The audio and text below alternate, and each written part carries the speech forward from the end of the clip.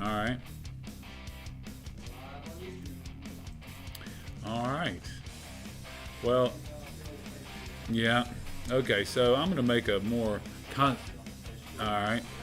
I'm going to make a little bit more of a concentrated effort to actually do the Facebook Live portion of this. I'm not so great at that, welcoming people and things. So, all right. So we'll see who all jumps on, but it's good to see everyone this morning. Welcome to the start of the work week for most people. It's kind of funny. I was thinking about the other day how weekends just aren't really the same as they used to be.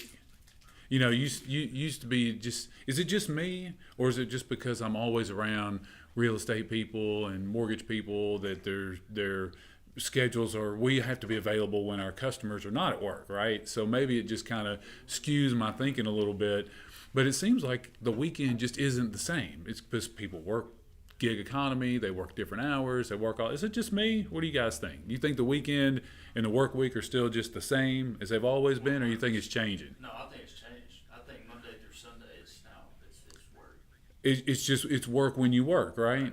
That's interesting. I want. It has to be like that if you want to be like. Now, as younger people, do you guys feel like the older people in the crowd don't quite get the way y'all have to work these days? Do y'all feel like there's a disconnect? Like, man, y'all are just walking around here, and y'all are like 20 years down the road or 25 years down the road, and y'all are thinking in your mind about what it's supposed to look like. But what we're trying to tell you is this is what it feels like. This is where we are. Is that y'all feel like that? That makes it a little bit of a challenge, doesn't it? So all y'all are trying to figure out how to get products, services, help each other that are in y'all's same space in life move into the next place. But you've kind of got these bounds that have been set by the people that have come before, and you're going to have to make your own way, but then also do it within sort of the proven strategies that we've all used. So it's got to be interesting for you. Cameron, good morning. How are you, man? It's it's hard for you to not get on with me standing right here looking at you, but I appreciate it. Oh, Lorema, Tommy Davidson. We're going to talk this morning about who is running your life. Tommy Davidson, Jacob, good to see you. Noah, okay. Everybody in the room can't be looking right at me and not get on. I appreciate that. That's always command of the room. It's always first place to start. Oh, yo, Drew Kilgore, man. I tell you, I cannot think about Drew without thinking about four strokes. As that's what he got me at the last time we played golf, and I still have those four strokes in mind to get him. Josh, good morning to you, sir. How are you?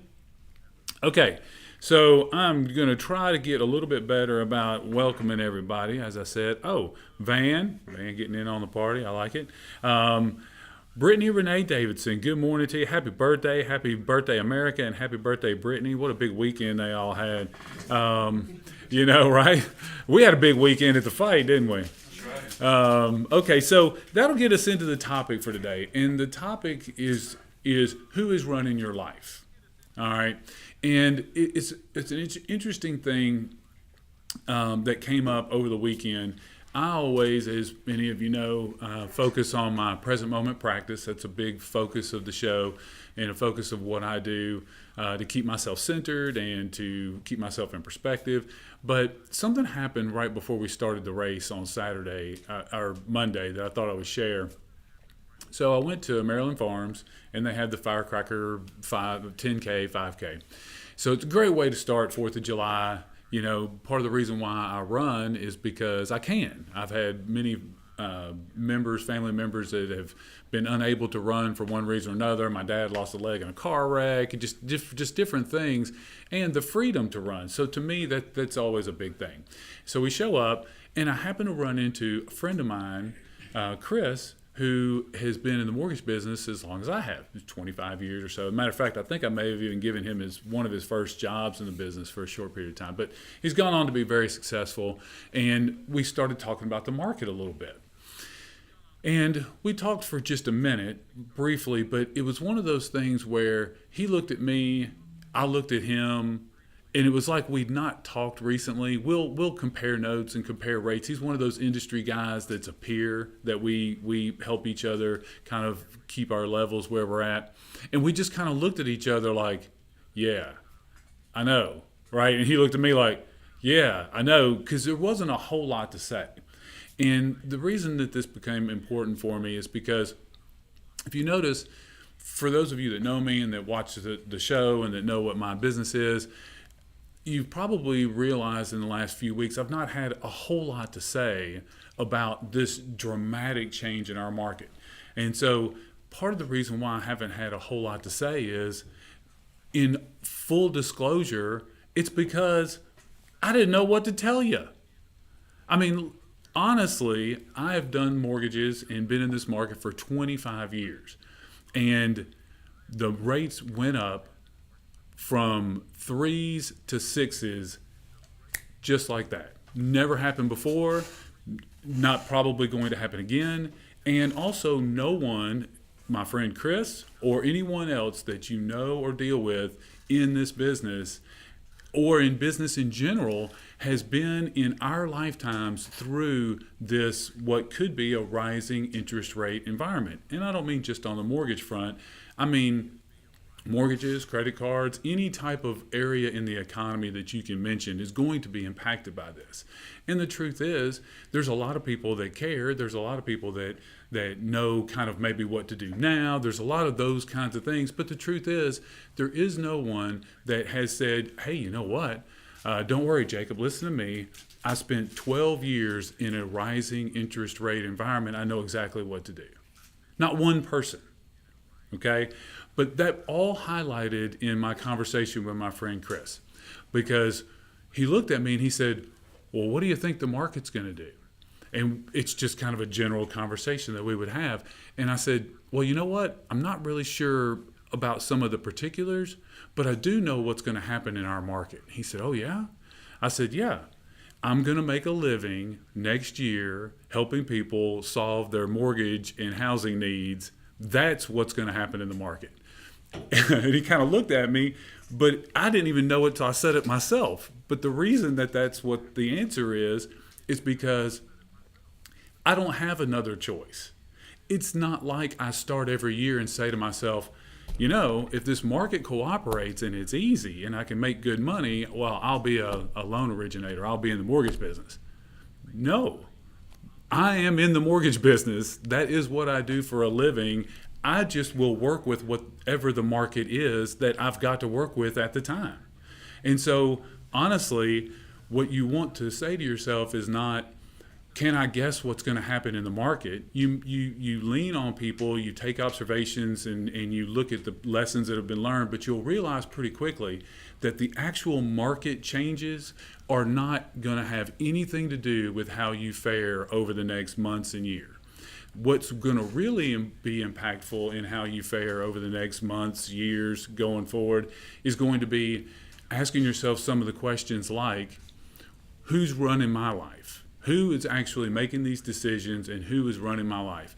For example, if you're in real estate, which a lot of the people that watch the show are in real estate, but it translates to any vocation. But if you're in real estate and you say to yourself, well, you know, if it's easy and I can find the answers and I don't have to really be different than I am and I can still make a living, well, I'll keep doing real estate. Okay, do you see the difference between that and I am a realtor, I'm a professional realtor, so I'm going to take all of the data that I have around me and available to me, I'm going to assimilate that data, I'm going to add hard work, I'm going to add diligence, I'm going to add a customer-centered focus to my business, and then we're going to help people. Do you see the difference? One is an option, the other one is we're in it now, Being all in. we're all in. Just perspective too, but it's the same exact thing. It's just how you look at it. Okay, we all went to the fight, right? We all saw Travis's fight. Now, once they got started, how well do you think that would have panned out if Travis would have said, am I supposed to be a fighter? I don't know if I'm going to fight. If somebody hits me, then I don't want to fight anymore, right? It would have been a completely different result. And it's not only the result, but what I want you to do is I want you to ask yourself the question. Because who you see yourself as is going to determine the question. If you're asking yourself the wrong question, then you're not going to get the results that in your mind you're thinking that you're going to get. So it was one of those things that was a reminder of making sure that you understand the right questions, and then the answers are all different. So once Travis got in the ring and the fight started, he didn't ask himself, am I a fighter? He said, okay, here I am. He's throwing this, he's throwing that. I need to attack my opponent here, there. He just was a fighter. So just remember that. Ask yourself who you are, who's running your life. So when you start to think about who's running your life, you start to think about what are the roles that I play, right? So are you just playing a role as a realtor or as a doctor or whatever your profession is? And when you think about that, you come to the realization that you really are, right? So Cameron, Jacob, Noah, everybody is making that decision. So if you've made that decision, I'm going to show up in the world as a professional realtor, then you need to ask yourself, okay, is it part-time for me? Is it an option for me? Am I going to be the person that if I were going to get a realtor, would I hire me? Right? That goes back to what Josh was saying on the show last week about confidence. And it's sort of confidence, but it's also the idea of being the person that you would hire. Hey, if I knew somebody that wanted to help me sell my house, the person I could trust more than anyone that would always find the right answer, get the job done, so on and so forth, you want to be that person. Okay? So let's see who. Oh, Lorema, hello. It has changed. All right. Hope everyone has a May the 4th. Yes. Okay. So we're going to take a couple of minutes, last 5 minutes of the show, and I'm going to start holding my hand up like this so that when we go back and we can see when the 5 minutes starts, you don't have to listen to all the stuff. You know when the good stuff starts, it happens a little different each time. Okay. So we're going to take 5 minutes, and the first minute, I want you to get still, look within, and ask yourself, who is running my life? Who is running my life? Then when you ask yourself, who is running my life, it points immediately to that duality. That duality of the essence that is you and the you that you put out for the world to see. The goal is to try to figure out how to align those two as closely as you possibly can.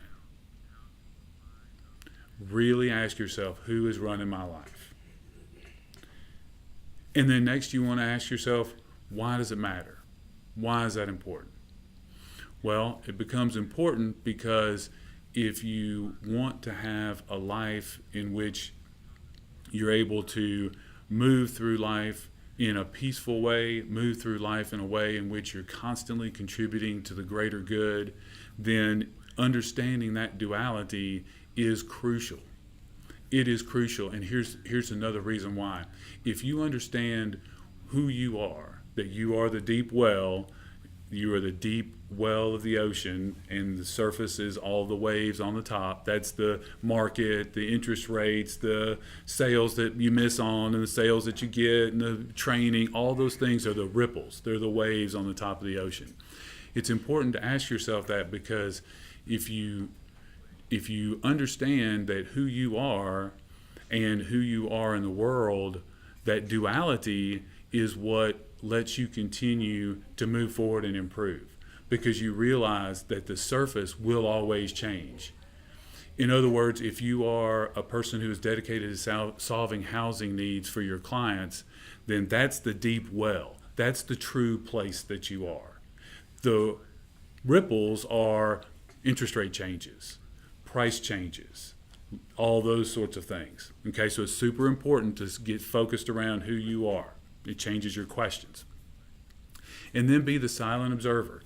Sit back for a minute and ask yourself, if you were looking at yourself from above, would you be doing the things that look like the person that you think you are, that you think that you're showing up as? You can't say to yourself, you know what, I really want to help people solve their housing needs. That's what I want to do in my professional time. And I'm going to do it by doing ... Then if you're the silent observer and you look back and you say, you know what, if I'm just looking at myself without judgment, I'm not really doing the things that a person who says they're here to solve people's housing problems would do. I see myself taking shortcuts. I see myself being lazy. I see myself not doing that extra thing that I would want someone to do for me. So the silent observer role is super important.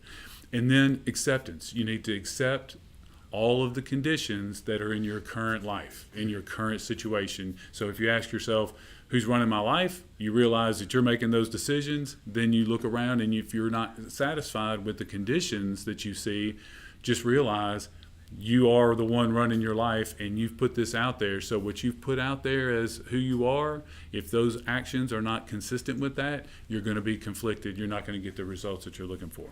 Okay? So then next is be present. Be present. Ask yourself who's running your life. Understand that there's the duality. Always operate from the deep well, and then be present. Just like Travis when he was in that fight. If he would have checked out, he'd have got hit in the face really hard, right? So once you find these things and you have the right questions, and then you look for those results, then get centered, observe, accept, and then be present in all that you do. You are running your life. Have a great week. We'll talk to you soon.